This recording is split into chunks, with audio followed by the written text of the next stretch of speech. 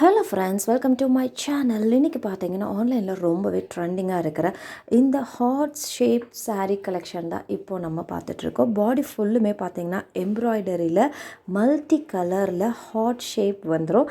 இது வந்து khadi cotton saree.